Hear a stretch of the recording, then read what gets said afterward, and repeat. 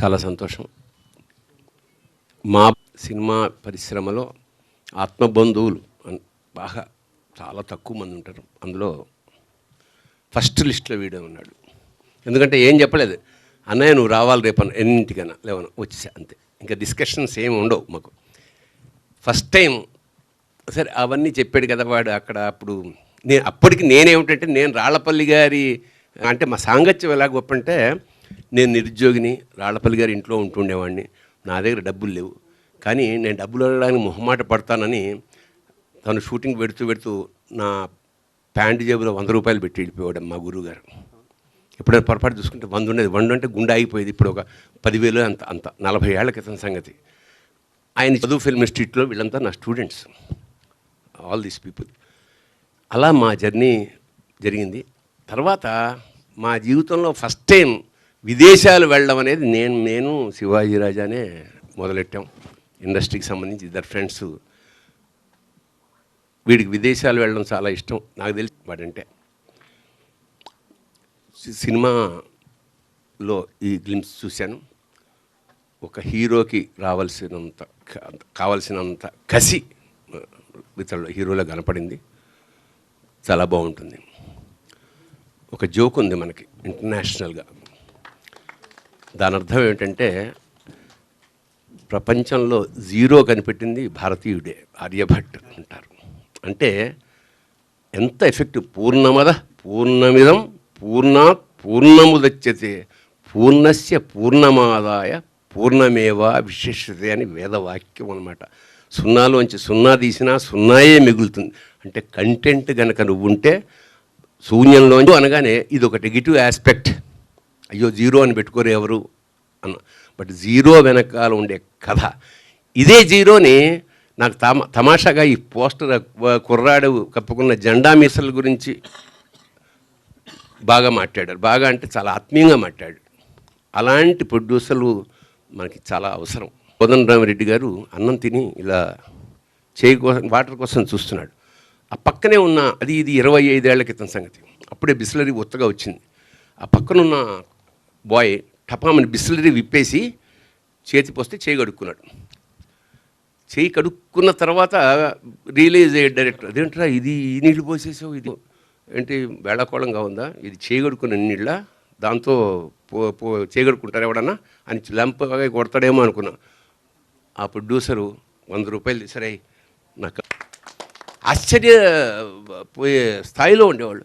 నేను personal experience చెప్తా. చిన్నారి స్నేహానికి నేను వెళ్ళినప్పుడు, అప్పుడే నాకు కొత్తగా పెళ్ళి అయింది. అంటే చూడండి, ఒక ప్రొడ్యూసర్కి అంత అవసరం ఏముంది, అంతంత చిన్న డీటెయిల్స్ కూడా పట్టించుకునే ఒక స్థాయి ప్రొడ్యూసర్సు చాలా తక్కువ మంది ఉంటారు ఆత్మీయంగా.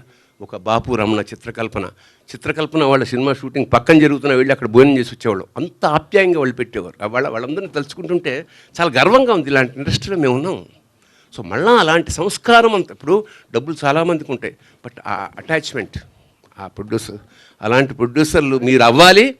మీకు ఖచ్చితంగా అందరు ఆశీస్సులు ఉంటాయి. ఎందుకంటే ఒక కడుపు నిండా అన్నం తిన్నప్పుడు వాడికి వచ్చే ఆ తృప్తి మీకు వందల వేల రేట్లలో మీకు తిరిగి డబ్బుల రూపంలో వస్తాయి. అది ఒకటి.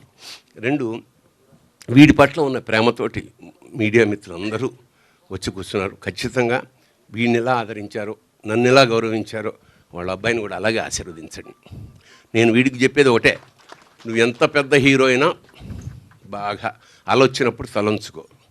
వినయం చాలా ఇంపార్టెంట్. ఎందుకంటే ఇవాళ ఇంత లెంగ్తీగా, ఇప్పుడు ఎంత ఎఫెక్టివ్గా ఎన్ని సూపర్ హిట్లు కొట్టావు అన్నది కాదు, ఎంత కాలం నీ హీరోయిజం నిలిచింది, ఎన్నేళ్ళు ఉండగలిగావు.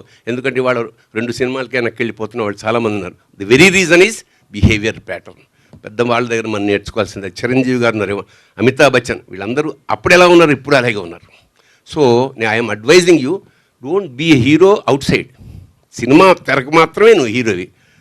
మామూలుగా బిహేవియర్ ప్యాటర్న్తో చాలా మంచి పేరు సంపాదించుకో, మీ నాన్నలాగా. ఇక అంతకన్నా చెప్పేది. ఈ కుర్రాడు ఇప్పుడే వచ్చి చెప్పాడు, సార్ నేను మీతో పలానా సొంత ఊరు సినిమాలో అసోసియేట్గా పనిచేసిన లక్షణ. నిజంగా నాకు గుర్తులేదు. ఒక సినిమా అసిస్టెంట్ డైరెక్టర్ అలా అసోసియేట్ డైరెక్టర్ అవ్వడం ఇవాళ చాలా కష్టం అండి. ఎందుకంటే ఒక కెమెరామ్యాన్ డైరెక్టర్ అయిపోవచ్చు, ఒక ప్రొడక్షన్ మేనేజర్ డైరెక్టర్ అయిపోవచ్చు, ఒక కాస్ట్యూమర్ డైరెక్టర్ అయిపోవచ్చు. కానీ అసిస్టెంట్ డైరెక్టర్, కో డైరెక్టర్ అవ్వట్లేదు ఈ రోజుల్లో. అలా ఎంత కష్టపడితే ఒక సినిమా రావాలి, ఎంత కష్టపడితే దాన్ని సినిమాగా తీయాలి, ఎంత కష్టపడితే దాన్ని సక్సెస్ చేయాలి, ఇది మామూలు విషయం కాదు. ఎందుకంటే మొత్తం ఇతని జీవితం ఈ సినిమా సక్సెస్ మీద ఆధారపడింది. ప్రొడ్యూసర్లు 1,00,000 తీసుకుంటారు, ఇంకోటి హీరోకి చాలా సినిమాలు, ఇది life and death for him.